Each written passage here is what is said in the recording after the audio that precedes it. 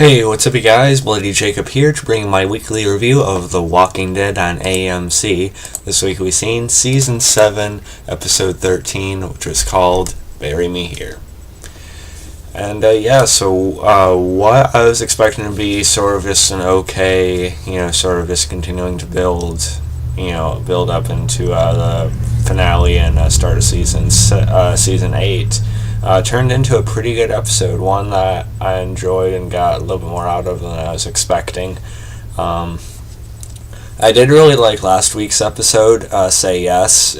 Rick and Michonne are my favorite characters alive on the show.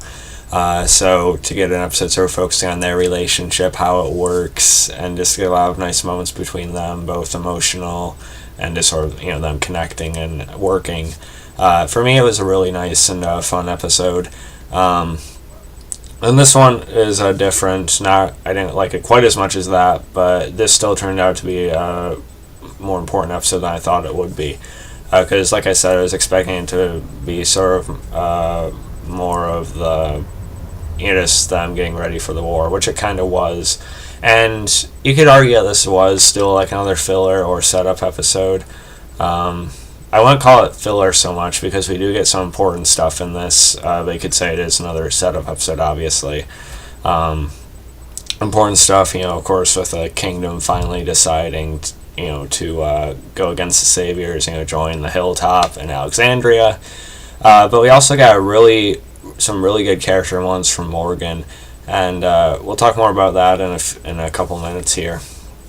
But before we really get more into the review, I've got a new Walking Dead shirt. Just want to show that off real quick. It's more, into Season 6, Season 7 based. So yeah, pretty cool, I think.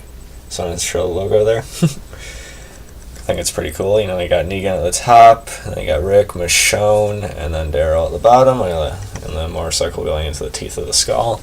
Walkers all over, so yeah, pretty cool. That makes like 5 Walking Dead shirts I have now or something like that. But anyway, yeah, so enough about what I'm wearing.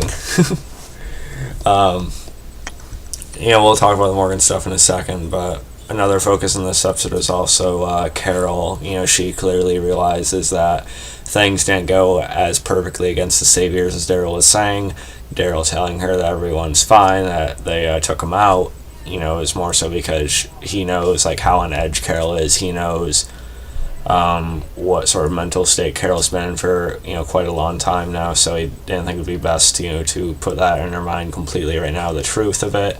But Carol, of course, she's very she's very aware of how the world works. That they're in, and she realized that it couldn't have gone that well.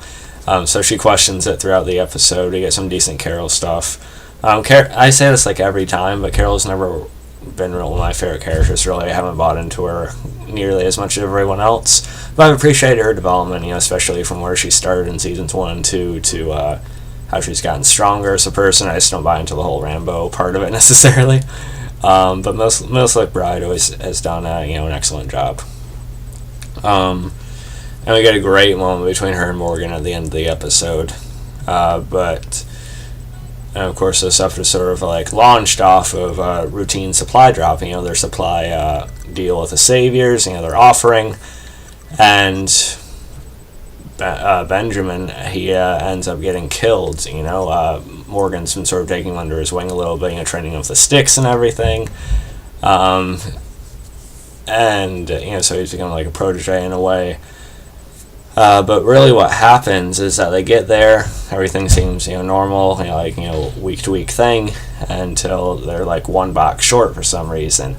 And it looks like Richard is going to be killed. He said he's fine with it. We get more of Richard's backstory about what happened with his family and such. The guy who played Richard did a pretty good job, by the way.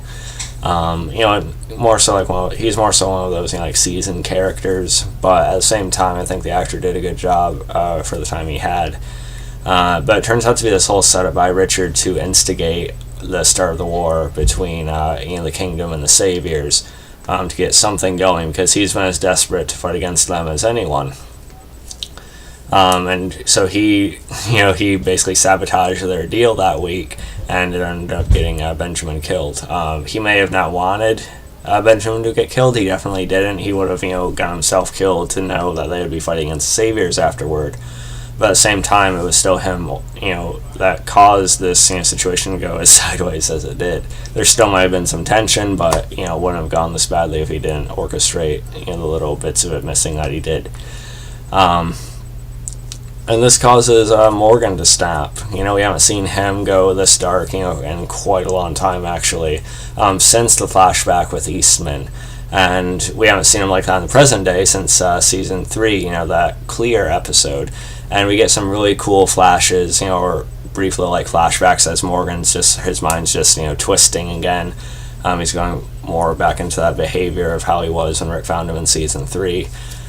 And I thought that was all really cool. Lenny James does a really good job with it. He's always been one of the best actors on the show. And Morgan's one of my favorite characters alive, for sure. I really liked him at the start. I just thought he got a little bit on the dull side over the past season or two. But this is good. They're taking the character in this direction again. And, with him strangling Richard, I was actually pretty surprised by that. But I think it's understandable or somewhat justified in this kind of world that he would have done that after what Richard had set up. But at the same time, he probably didn't have to do that either, so it's also part of his, darkness coming back out again, I think.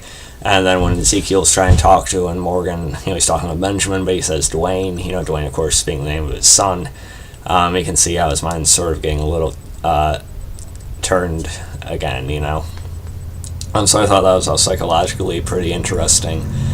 And then we get a really good scene between Morgan and Carol at the end, with Morgan telling her everything that happened, Negan beating Glenn Abram to death with a baseball bat, Olivia and Spencer being killed. And of course, Carol is probably going to be pretty determined now. She's probably going to become more of that Rambo woman again, I guess. It'll be good to see her, rejoin the fray, I suppose. But so let me know what you guys thought about this episode. I thought it was all pretty good, a little bit better than I expected. Didn't enjoy it quite as much as Say Yes personally, but still it turned into a better episode than I was expecting. Even if it was another setup, it still had some important stuff in it, I think. And I'm rating it a very strong 8.6 out of 10. And so follow me on Facebook, Twitter, subscribe. I'll catch you guys next time. Peace.